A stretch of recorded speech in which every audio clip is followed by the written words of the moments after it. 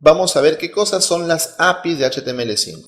Así que vamos a poner aquí API HTML. Y ni siquiera HTML5, las APIs de HTML.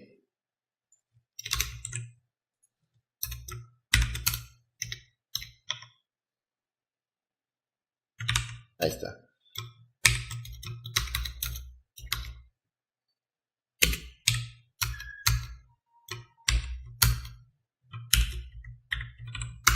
API es Application Programming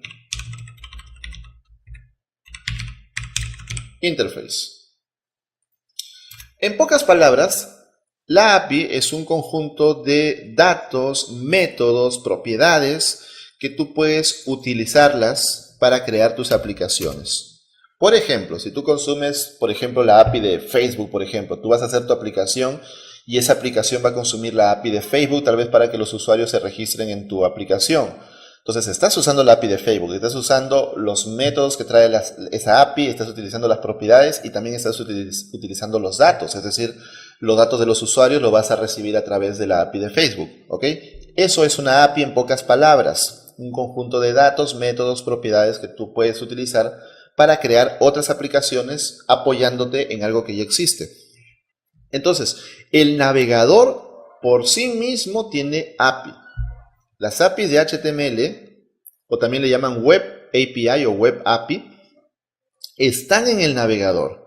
Básicamente son las siguientes. Son varias, pero voy a nombrarte las más comunes APIs que hay en el navegador.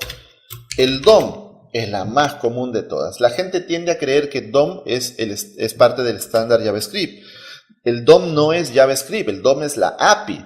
Y tú consumes esa API del DOM con JavaScript, que es diferente. Entonces es un document.getElementById, appendChild, remove, lo que fuera, ¿no?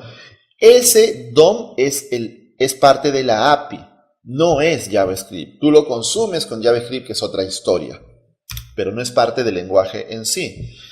También está el BOM, o Browser Object Model. Esos son los objetos que están ya en el navegador.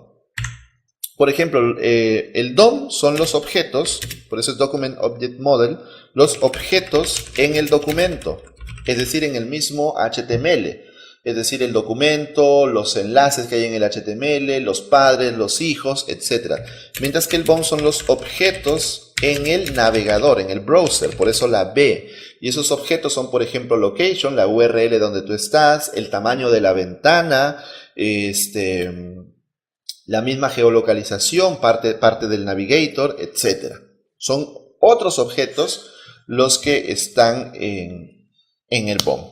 Aparte de eso, tienes, por ejemplo, Canvas. Canvas es para dibujar con JavaScript. Tú puedes dibujar en un espacio asignado para el dibujo dentro del documento web utilizando Canvas. Tenemos Local Storage o Web Storage, técnicamente es lo más correcto, ¿no? ¿Por qué? ¿Sabes por qué? Porque Web Storage se divide en Local Storage y Session Storage. Pero Web Storage te permite guardar datos en el navegador. Y eso te permite tener aplicaciones offline, aplicaciones que funcionen offline. Obviamente, si el usuario sabe cómo limpiar el objeto storage del navegador, se va a limpiar todo lo que haya y esos datos se van a perder, obviamente.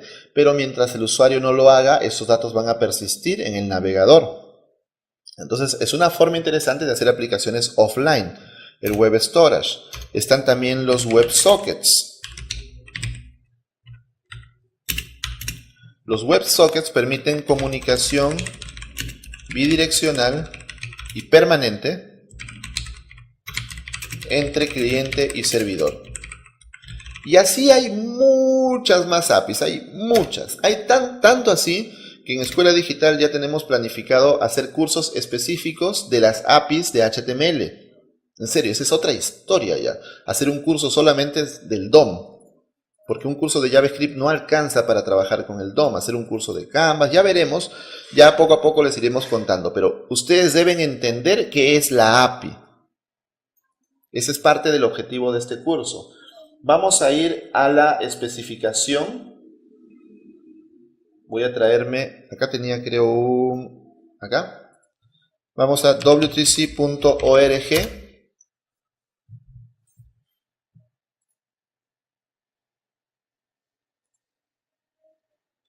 Y aquí está, JavaScript Web APIs. Y aquí tenemos, ¿ven? DOM, Web Components, etc. Ah, bueno, los Web Components, también me olvidaba de ponerlos por acá. Web Components. Los Web Components permiten crear elementos personalizados. Por ejemplo, tú dices, a mí me gustaría tener mi etiqueta clase. Así, la etiqueta clase y acá poner el video de la clase. O mi etiqueta chat, así. Yo quiero crear mis propias etiquetas. Entonces, con Web Components se pueden crear utilizando JavaScript.